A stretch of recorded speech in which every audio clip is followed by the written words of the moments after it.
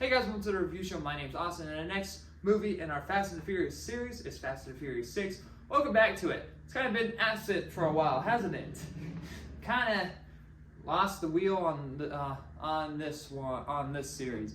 I've been trying to get back to this series, but the timing for doing these reviews and other reviews had just kept pushing this one back and back, and trying to stay up to date with the other reviews, and it's also having the Indiana Jones series kind of messed this series up, which I feel awful about. So, but I'm still gonna finish the series, but we're gonna be doing it where because Fast X comes out next week, so I was kind of just, drop the reviews whenever of these upcoming days, and that's how this series will end. Unfortunately, I wish I kept up to date with my original plan for this series, but just kind of have to work with what we got. But yeah, this is kind of where the series kind of started slowly going downhill for me in general. So it's kind of interesting that we're just kind of just pushing them out as it is, anyways. Fast 5, I really enjoyed. And as Fast 6 came out, and I was like, okay, I guess. But it just feels like the movies that are coming up after this just retcon the previous movies for no reason. Because in this one, Letty is alive, making Fast and Furious, the Fast and Furious reboot, whatever, I guess, whatever you want to call it, pointless. Because that movie was about revenge, was basically about getting revenge for Ellie's death, and coming to that just basically accepting that this is something that happened and moving forward in life. And next Dom is just like, oh wait, she's alive? Oh cool. So screw this relationship with this cop who I am now dating for, I guess, a couple months now.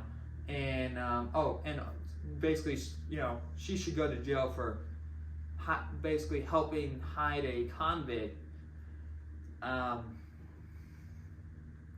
That subplot doesn't really make any sense. I don't know why she's in this movie. I don't know why this cop, I forget the character's name. I don't really care because she's hardly a factor anyway into it. She feels pointless because Dom and her find some weird connection from the previous film, and next they get together for some reason. They're together. The Rock wants Dom to help him to catch this bad guy, which we find out later is a brother of Jason Statham. I guess I'm fine with this one. I don't hate Fast and the Furious 6. I think this one makes more sense than the ones that come after it, because at least this one sort of like works in the world of the skills that Dom and Paul Walker's team have of, because racing, it's like, all right, you know what, we're gonna have you guys go undercover. Basically, we need Paul Walker to go to prison to get some information about the team, and we need Dom to go undercover for racing against Letty and all of that, type of deal. And that works in that way. But until they get into like the physical stuff, the actual spy shit, I'm like, this doesn't make any sense. This is dumb.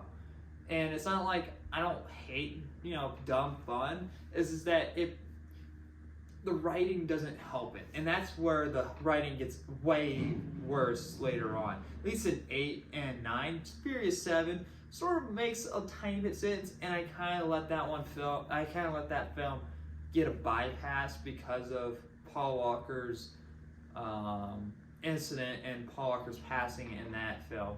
I kind of respect that film for that in that way. And you could call me being like biased to all films in general, but that's how I see that film. It's like, you know what, that's fine, and that's where the series should have ended. But we'll get to that in the next review.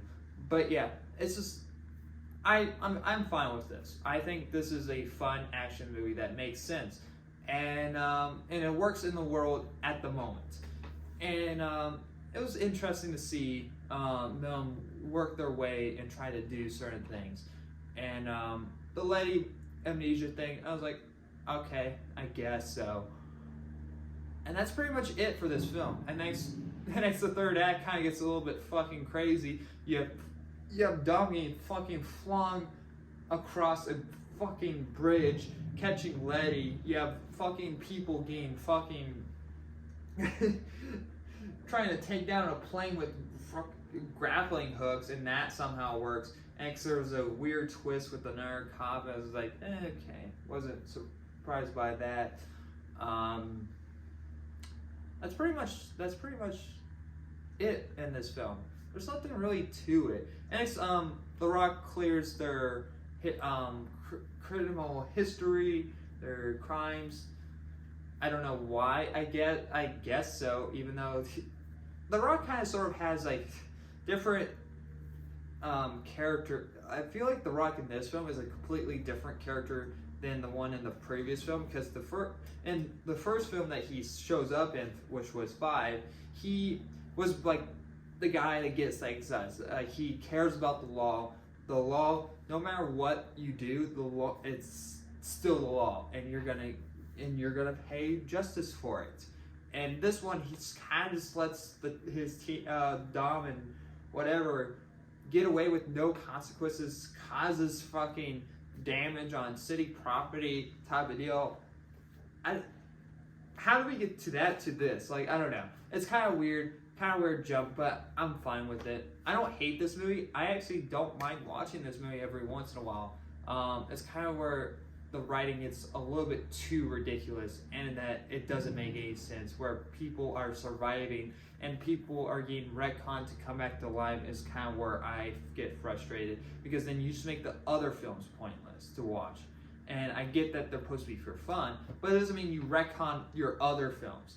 So that's just kind of where I stand with things. But yeah, Gal Gadot dies in this film, but I guarantee she's gonna somehow pop back up. Yeah, she's gonna be crippled in the next film wherever she shows up, because she fucking fell off a plane. She's gonna be like, family type. It'd be fucking interesting. But yeah, I don't hate it. It's fine for what it is. I'm gonna give Fast and the Furious 6 a B+. I actually do enjoy it a lot, but yeah, it's fine.